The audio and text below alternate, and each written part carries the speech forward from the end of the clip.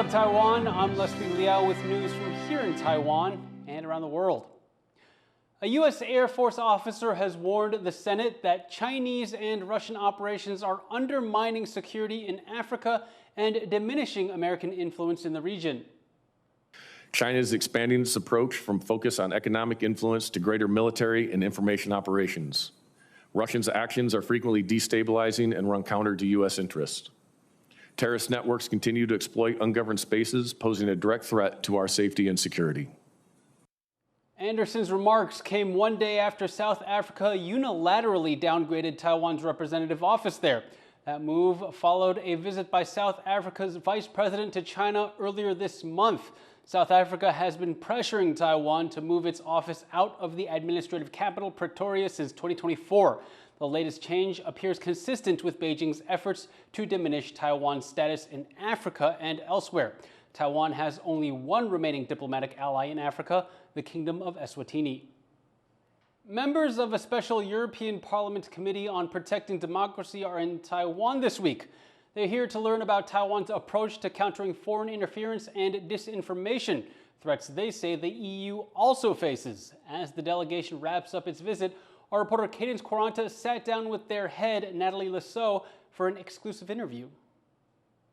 The European Parliament Special Committee on the European Democracy Shield has suggested that Taiwan and Europe face similar threats to democracy. I'm wondering if you can talk about some of these threats specifically and the similarities between the threats that the EU and Taiwan face. Sure. We created a special committee in the European Parliament to protect our democracies because our democracies are under attack. And it's a global phenomenon. It's a global pandemic, if I may say so, because authoritarian regimes don't like healthy democracies.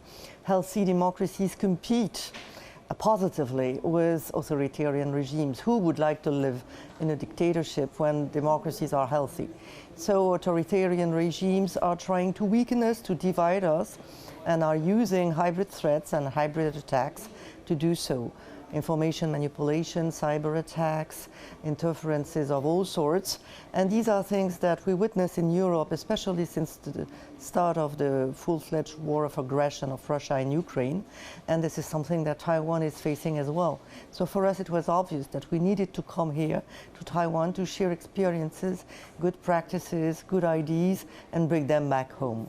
And so I just want to go backtrack for a minute. So you said that I guess EU is facing threats from authoritarian regimes. What regimes are there? I know Taiwan, we know that Taiwan is facing threats from China. What regimes is the EU facing threats from specifically? The biggest threat to the EU right now is Russia. There is no doubt about it, because we are supporting Ukraine resisting against the Russian aggression. But even before that, Russia was already interfering in our electoral processes, for instance.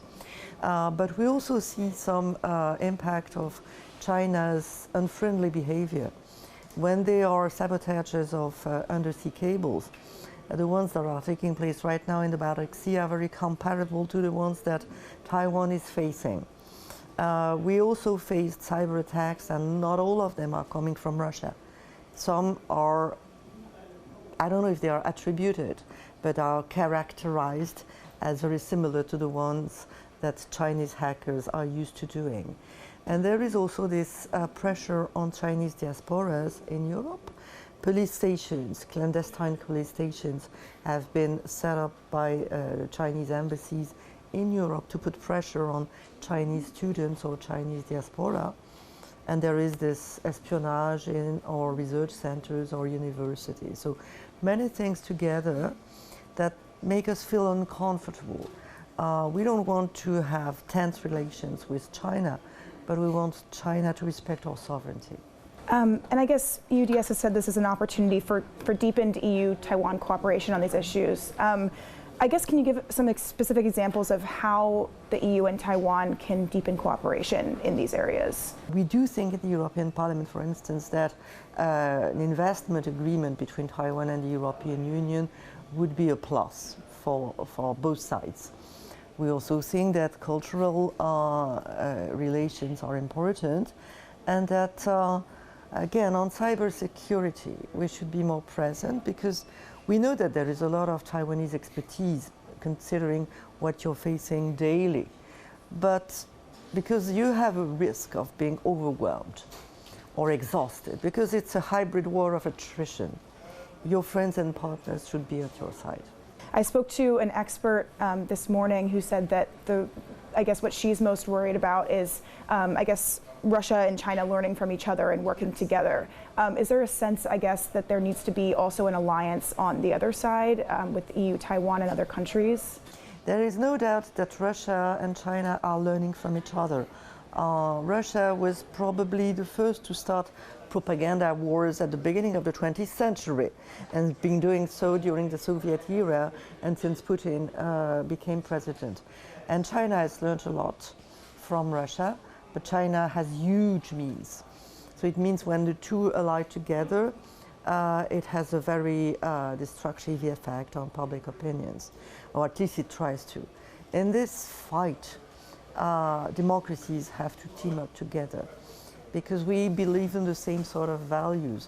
We value differences of opinions, but we value facts, we value science, we value people, and we value freedom of the people, freedom to make their own informed choices, and not to be forced to choose one or another leader based on lies and on coercion and pressure. That was Nathalie Lasso, the head of a special EU parliamentary delegation in Taiwan. Survivors of sexual abuse here in Taiwan are pushing for legal reforms. They say current laws prevent those abused years ago from seeking justice. And with just days to go before the legislature votes on new constitutional court justices, they're speaking out, hoping to make their voices heard. Irene Lin reports. 终结性暴力，终结性暴力，还我追诉权，还我追诉权。 Lawmakers and civic groups are here in the legislature today calling for changes in the law to allow survivors of long-past sexual abuse, whose cases are considered too old to prosecute, a path to justice. Many bring their cases forward were underage or young adults when they were assaulted, but have only been able to speak out about their experiences now, decades later.